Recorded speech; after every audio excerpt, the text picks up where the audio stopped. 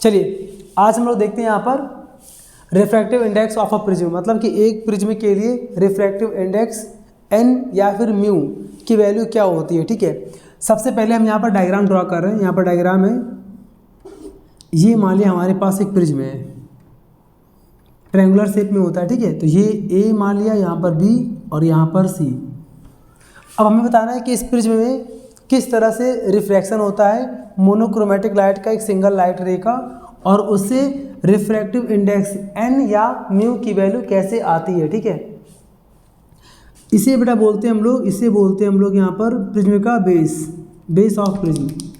इसको हम लोग बोलते हैं बेस ऑफ प्रिज्म। इसको बोलते हैं हम लोग प्रिज्म एंगल।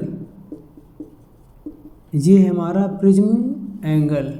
ठीक है, अब इसमें अगर मान लीजिए ऐसे कोई यहाँ पर लाइट अगर ऐसे आ रही है, कोई लाइट यहाँ पर अगर ऐसे आ रही है, तो इसको यहाँ पर बोलते हैं हम लोग इंसिडेंट रे। ये यहाँ पर है इंसिडेंट रे।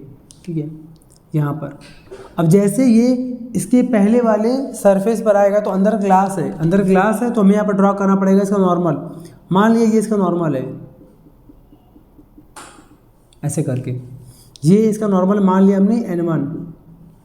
तो अगर बाहर एयर है, अंदर यहाँ पर ग्लास है, फिर बाहर यहाँ पर एयर है, तो लाइट अगर एयर से जा रही ग्लास में तो लाइट नॉर्मल की ओर थोड़ा सा बेंड हो जाएगी। तो यहाँ पर दिखा देंगे ऐसे लाइट यहाँ पर बेंड है, ऐसे करके ये लाइट यहाँ पर बेंड है। तो ये पार्ट में और इस पार्ट में आपको डिफरेंस दिख रहा है, लाइट ऐसे आ रही थी, ऐसे बेंड हो गई। ठीक है, अब जैसे ये दूसरे एसी सरफेस के इस वाले पॉइंट पर जैसे वो पहुंच गई है, अब इसके बाद एयर स्टार्ट है, तो फिर से यहाँ पर लाइट का रिफ्रैक्शन होगा, फिर से यहाँ पर लाइट बेंड होगी। तो हम यहाँ पर फिर से ड्रॉ कर देंगे एक नॉर्मल यहाँ पर ऐसे करके।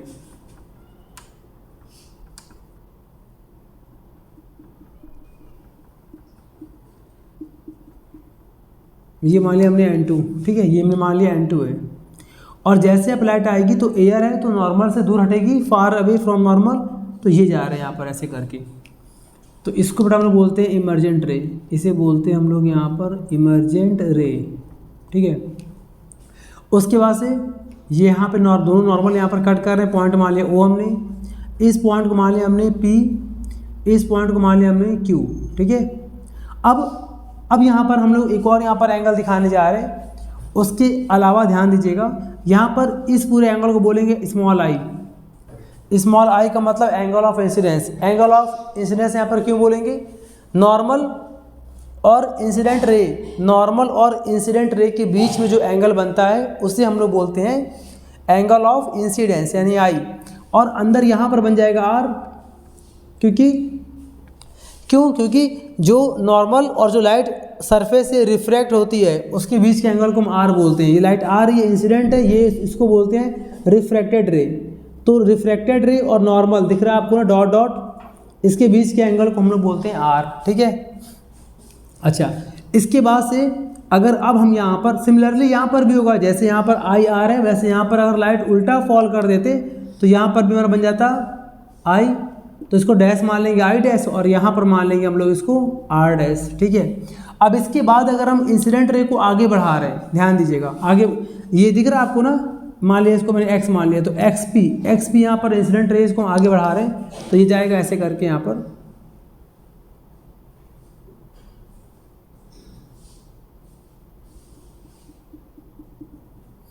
दिख रहा है ना, डॉट फॉर्म इसको आगे बढ़ा दिया गया, और जो इमर्जेंट रे उसको बढ़ा रहे पीछे की तरफ, दिख रहा है ना। तो इमर्जेंट को बढ़ाया पीछे की ओर, इंसिडेंट को आगे की ओर, तो यहाँ पर देखिए एंगल बन रहा है, यहाँ पर ये वाला एंगल दिख रहा है ना, बहुत ध्यान से देखिएगा। ठीक है, इस वाले एंगल को, तो इंसिडेंट रे और इमर्जेंट रे इन दोनों के बीच के एंगल जो बन रहा है यहाँ पर, उस एंगल को हम लोग बोलते हैं डेल्टा। ये ऐसे कुछ बना हुआ है डेल्टा। ठीक है, इसको पढ़ते हैं डेल्टा, इसको बोलते हैं angle of deviation, angle of deviation. ठीक है, तो यहाँ पर देखिए ध्यान से, और यहाँ पर अगर ये पूरा एंगल आई है, मतलब ये n1 नॉर्मल से लेकर XP के बीच का एंगल आई है, तो ये यहाँ पर ये पूरा कितना होगा, आई होगा, वर्टिकल अपोजिट एंगल, मतलब ये आई है, तो यहाँ से लेकर देखिए ध्यान से, यहाँ से लेकर इस वाले पॉइंट से लेकर ये पूरा आई होगा, उसमें से इतना पार्ट आर है, तो मैथमेटिक्स के अगर अकॉर्डिंग देखेंगे हम लोग तो यहाँ पर आ जाएगा हमारा ये एंगल, ये स्मॉल सा यहाँ पर एंगल आ जाएगा आई माइनस आर, ये आ जाएगा आई माइनस आर। ठीक है, बिल्कुल सेम यहाँ पर दिखा देंगे, यहाँ पर भी आई डैश है, यहाँ पर आर डैश है, तो जो स्मॉल सा पार्ट यहाँ पर बन रहा है, ये स्मॉल सा पार्ट यहाँ पर बना, डबल कर दे रहा हूँ, ये स्मॉल सा पार्ट जो बन रहा है जो आर डैश के ऊपर है उसका नाम यहाँ पर हो जाएगा i dash minus are dash. ठीक है, तो यहाँ पर बहुत आपको ध्यान से देखना है। ठीक है, डायग्राम पे ये पूरा एंगल आई था, ये पूरा एंगल आई वर्टिकली आपने पढ़ा होगा, अगर लाइन ऐसे कट कर रही है तो ये पूरा आई है, ध्यान दीजिएगा।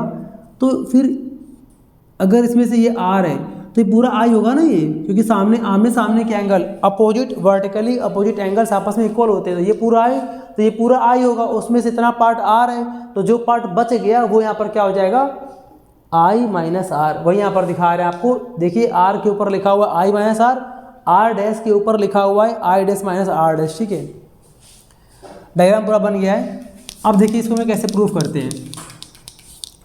इसमें कभी कभी अलग से ऐसे लेके आता है कि प्रूव करने को आता है mu is equal to, mu का मतलब रिफ्रैक्टिव इंडेक्स, म्यू यहाँ पर है रिफ्रैक्टिव इंडेक्स, रिफ्रैक्टिव इंडेक्स। तो mu is equal to proof करने को आता है sine a plus delta m by 2 upon में यहाँ पर आ गया है साइन ए बाई 2। ये भी कभी कभी यहाँ पर प्रूफ करने को आता है। ठीक है, पूरा अब देखिए करते हैं, यहाँ पे सॉल्व कैसे करते हैं। सिंस इन ट्रायंगल, यहाँ पर एक ट्रायंगल देखिए, यहाँ पर जहाँ पे इंसिडेंट और इमरजेंट जहाँ पर दोनों मीट कर रहे हैं इस वाले पॉइंट को, तो इस वाले पॉइंट को मैंने मान लिया आर पॉइंट, और जहाँ पर ओ है, ठीक है, यहाँ पर तो एक ओ पॉइंट और एक यहाँ पे आर पॉइंट। तो यहाँ पर देखिए ट्रायंगल दिख रहा है आपको, एक आर, इसका नाम क्या है पी पॉइंट, इस पॉइंट का नाम यहाँ पर लिखा हुआ पी पॉइंट, और इसका नाम यहाँ पर क्या है क्यू, थोड़ा सा पास पास लिख दे रहे हैं। तो यहाँ पर देखिए एक ट्रायंगल दिख रहा है आपको पी आर क्यू या फिर पी क्यू आर, तो इन ट्रायंगल पी क्यू आर, किसी भी ट्रायंगल में जो एंगल बाहर बनता है, जो एंगल बाहर बनता है यानी कि डेल्टा, एक्सटीरियर एंगल, बाहर वाला एंगल अपने सामने वाले दोनों इंटीरियर एंगल्स के सम के बराबर होता है। तो यहाँ पर आ जाएगा डेल्टा इज इक्वल टू आ जाएगा I minus R plus I dash minus are dash. Solve करेंगे, आ जाएगा delta is equal to I और आई डैश को एक साथ कर लिया हमने, माइनस आर है और यहाँ पर माइनस आर डैश है, दोनों में कॉमन है माइनस, दोनों अंदर बचेंगे प्लस के, तो आर प्लस आर डैश। ठीक है, इसको मान लिया हमने इक्वेशन नंबर फर्स्ट मान लिया। ठीक है, नाउ फिर यहाँ पर हम कर देंगे, यहाँ पर देखिए ध्यान से, एक ट्रायंगल दिख रहा है आपको पी ओ क्यू, जैसे करें now in triangle p o q triangle में देखिए किसी भी ट्रायंगल के तीनों एंगल्स का सम 180 होता है, यानी कि r plus r dash plus angle o equal to 180। तो यहाँ पर कर देंगे हम लोग ऐसे r plus r dash plus angle o plus angle o is equal to 180। ठीक है, यहाँ पर इसे मान लिया हमने इक्वेशन नंबर सेकंड मान लिया। ठीक उसके बाद से देखिए ध्यान से, यहाँ पर आपको यहाँ पर एक दिख रहा है quadrilateral a p o q. Now in quadrilateral, ठीक है ना, यहाँ पर इसमें यहाँ पर दिखा देंगे हम लोग यहाँ पर ए पी ओ क्यू, चलिए मैं ऐसे लिख दे रहा हूँ यहाँ पर शॉर्ट में ए पी ओ क्यू।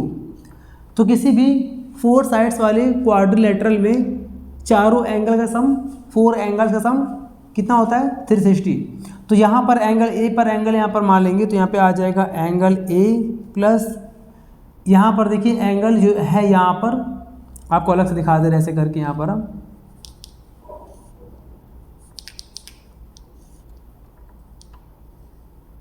देखिए यहाँ पर ए लिखा हुआ है। ठीक है, ये पूरा 90 है, क्यों 90 है, ये नॉर्मल है, जो ओपी है, ओपी वो एपी पर परपेंडिकुलर है, ये जो है ना यहाँ पर ये परपेंडिकुलर है, तो ये 90 हो गया।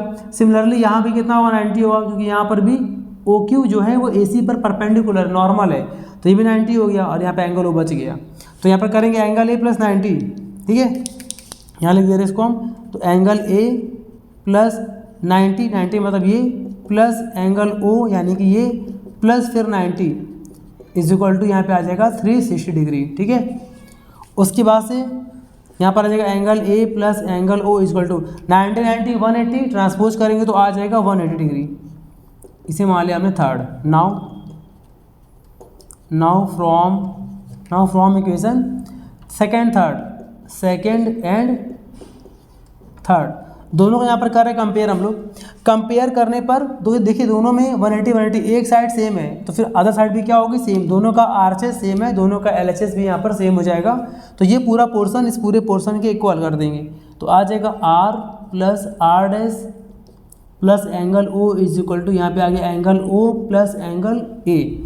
एंगल ओ से एंगल ओ कैंसिल आउट, आ गया r plus r dash is equal to, मैंने सिर्फ इसको ए लिख लिया है, ठीक है। यहाँ पर सिंबल फॉर्म में एंगल यहाँ पर हटा दिया, बात वही है, आपको इसे एंगल ही एज्यूम करना है, ठीक है। अब इसके क्योंकि हमारे प्रूफ में खाली ए लिखा हुआ है, आप एंगल लगा देंगे तब भी कोई फर्क नहीं पड़ेगा। इसे मान लिया हमने क्वेश्चन नंबर 4 मान लिया, ठीक है हमने। अब ऐसे करेंगे यहाँ पर सिंस फॉर मिनिमम, ये बहुत ही मेन पॉइंट है, फॉर मिनिमम एंगल ऑफ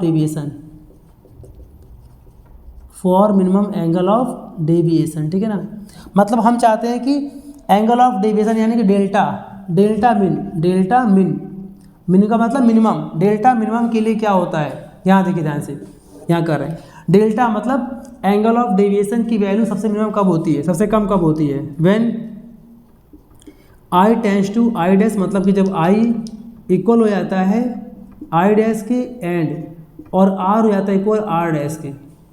तो इसका मतलब यहाँ पर ये है कि अगर आई डैश के इक्वल है तो हम आ जाते हैं इक्वेशन फर्स्ट पर, आ जाते हैं हम यहाँ पर इक्वेशन फर्स्ट पर और फोर्थ पे।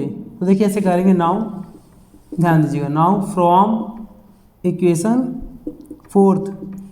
फोर्थ वाले में वैल्यू पुट कर देंगे तो आर डैश की वैल्यू आर है तो यहाँ पर आ जाएगा आर यानी पहले से आर था और प्लस फिर आर आ गया और ए, और यहाँ पे आर 2R, तो यहाँ पर ए की वैल्यू कितनी आ गई 2R, ठीक है।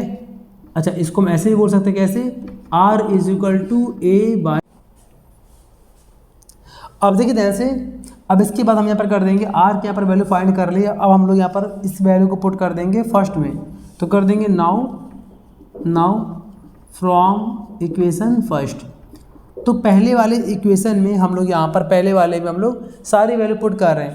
तो डेल्टा को हम क्या बोलेंगे, डेल्टा मिन। तो यहाँ आ जाएगा delta min is equal to I dash की वैल्यू आई है तो यहाँ पर आ जाएगा I plus I minus are dash की वैल्यू आर है तो यहाँ आ जाएगा आर प्लस आर।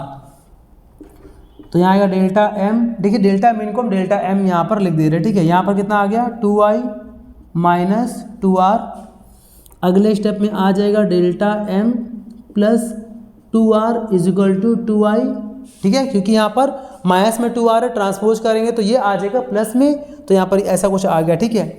अब इसके बाद यहाँ ध्यान दीजिए, यहाँ आ जाएगा डेल्टा मिन या डेल्टा एम प्लस, यहाँ लिखा है 2r और 2r की वैल्यू a है तो यहाँ पर लगा देंगे value a is equal to 2i, और यहाँ से आ जाएगा delta m plus a by 2 is equal to, यहाँ पे आ जाएगा यहाँ पे i की वैल्यू, ठीक है। यहाँ पर i की वैल्यू आ गई delta m plus a by 2, ठीक है। अब यहाँ पर अप्लाई कर देंगे according to Snell's law. According to Snell's law यहाँ पर क्या होता है n या फिर म्यू। चलिए मैं यहाँ पर कर दे रहा हूँ म्यू से। म्यू का मतलब होता है रिफ्रैक्टिव इंडेक्स, n का मतलब भी होता है रिफ्रैक्टिव इंडेक्स। इसका होता है formula sine i upon sine r, और हम यहाँ पर i और r की वैल्यू यहाँ पर पुट कर देंगे तो यहाँ पे आ जाएगा साइन इन ब्रैकेट। देखिए i की वैल्यू यहाँ पर आ चुकी है delta m plus a by 2, और अपॉन में यहाँ पर r और r की वैल्यू a बाई 2 यहाँ अप्लाई कर देंगे तो आ जाएगा साइन a बाई 2। तो ये पूरा हमारा प्रूफ हो गया, ठीक है ना। यहाँ लिखा है साइन a बाई 2, ठीक है। तो ये पूरा हमारा आता है प्रिज्म के रिफ्रैक्टिव इंडेक्स के फॉर्मूले को प्रूफ करने के लिए। अच्छे से प्रैक्टिस कर लीजिए, फिर आपको मिलते हैं अपने नेक्स्ट वीडियो में। Thank you.